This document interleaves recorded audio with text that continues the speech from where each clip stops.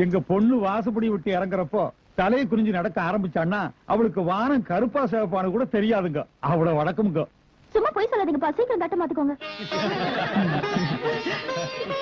அடுத்த வாரம் பொண்ணுக்கு கல்யாணம். 2 கல்யாணத்தையும் சேர்த்து வச்சுக்கலாம் சொன்னா தங்கச்சி பொறுப்பு முடிஞ்சதுக்கு அப்புறம் கல்யாணம் பண்ணிக்கிறேன்னு பையன் அடம் பிடிக்கிறான். இப்ப தட்டு மாத்திக்கலாம், சரி அப்புறமா பாத்து குடிச்சுக்கலாம். மாத்துங்க அவங்களா முடிச்சுக்கிறக்குள்ள நான் முடிச்சு வச்சிருவோம்.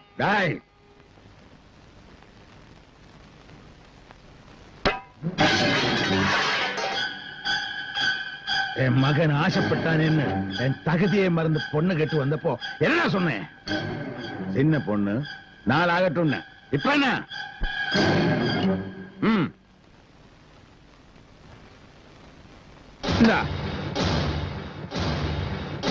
தட்டு மாத்திட்டேன்.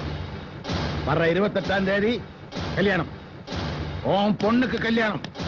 வர்ற இது இந்த தொகுதி வாக்காளர் பெருமக்களுக்கு நன்றி அறிவிப்பு கூட்டம்னு சொல்றதை விட மரியாதைக்குரிய ஐயா சாமியப்பன் அவர்களுக்கு நன்றி அறிவிப்பு கூட்டம்னு சொல்றதுதான் பொருத்தமா இருக்கும்னு நான் நினைக்கிறேனுங்க.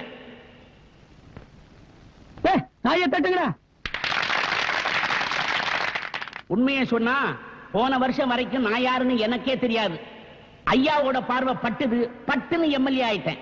உடனே மந்திரி பதவியும் தூக்கி கொடுத்துட்டாங்க.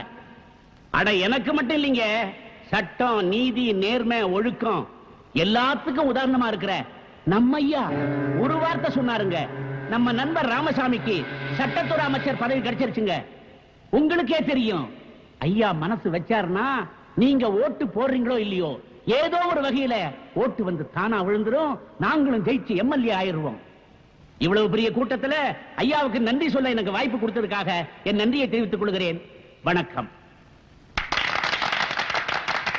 ஊடகத்தின் சார்பாக இந்த மலர் மாலை அணிவிக்கின்றேன்.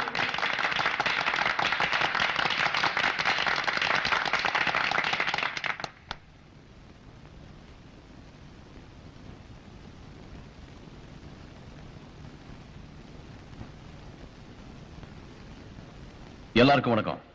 எலுமிச்சி பழ மாலையை 2 பேருக்கு போடுவாங்க. 1 பார்த்தா கையெடுத்து கும்பிடுற மாதிரி இருக்கிற பெரியவங்களுக்கு போடுவாங்க. 2 பைத்தியக்காரங்களுக்கு போடுவாங்க. இப்ப நான் போட்டது பணத்திமிரு பிடிச்ச இந்த பைத்தியக்காரனுக்கு.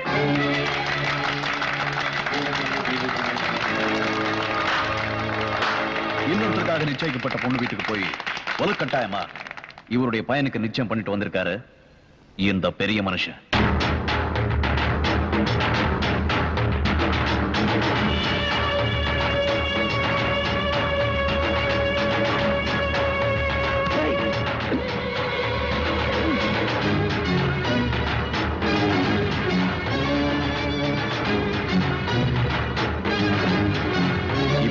எலுமிச்சி பழம் மாலை போட்டிருக்க. திருப்பி என் ஒளியில வந்த உன் குடல உருவி மாலையா போட்டுருவேன்.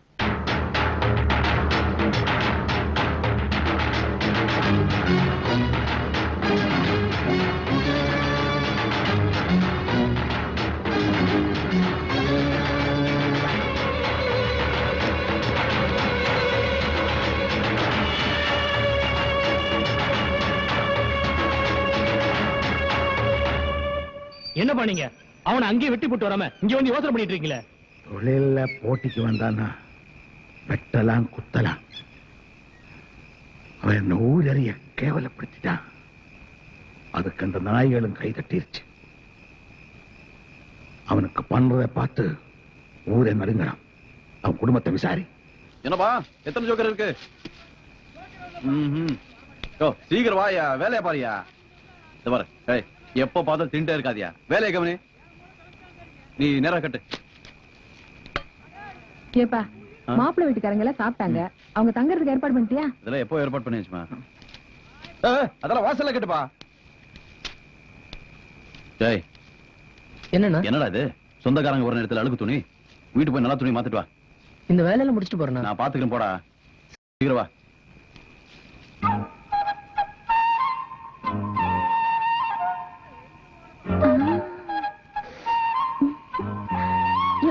இந்த பூவை என் தலையில வச்சு விடையா? கண் கலங்குற? உன் தங்கச்சியை பிரிய போறேங்கிற சோகமா? பிரிவுங்கிறது ரொம்ப சோகமானது. அந்த பிரிவுக்காக நாம எவ்வளவு சந்தோஷமா ஏற்பாடு பண்றோம் அதை நினைச்சேன். பொண்ணுங்க இருக்கிற எல்லா வீட்லயும் இப்படித்தான் யா. நாளைக்கு நானும் கல்யாணம் பண்ணிட்டு உன் வீட்டுக்கு வந்துட்டேன்னா எங்க வீட்லயும் அப்படித்தான். தம்பி சாமி ஆளு வந்து வீட்டுக்கு தீ வச்சு போயிட்டாங்க. பத்து இருக்கு.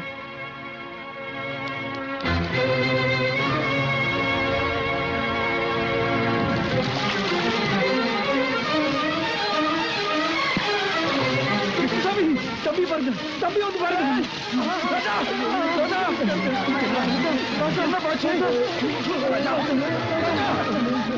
என்ன ஆச்சு? தம்பி கூட்டிட்டு போயிட்டாங்க.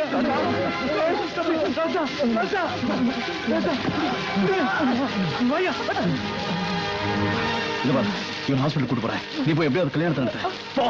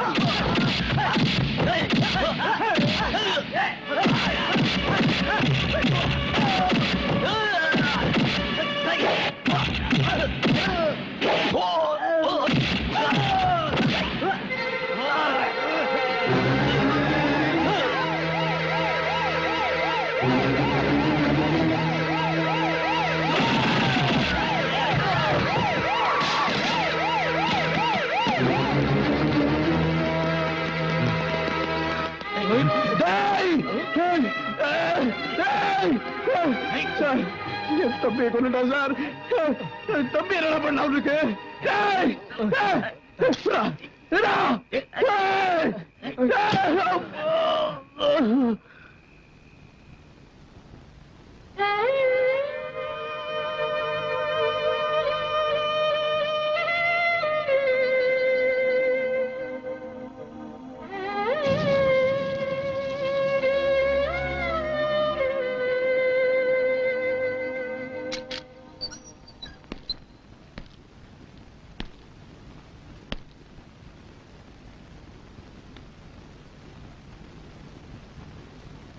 சாமியப்ப மேல இருக்கிற கோபத்தை விட இப்போ உனக்கு என் மேலதான் கோபம் ஜாஸ்தியா இருக்கும்னு நினைக்கிறேன்.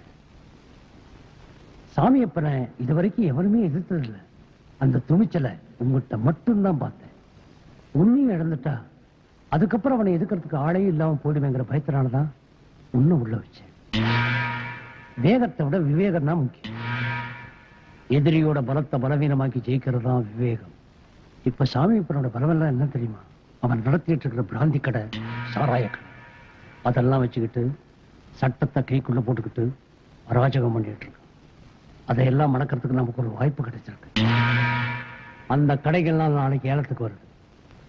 அதை ஏலத்தில் எடுக்கிறதுக்கு சாமியப்போட மொத்த பணமும் இன்னைக்கு ராத்திரி கோயம்புத்தூருக்கு போகுது.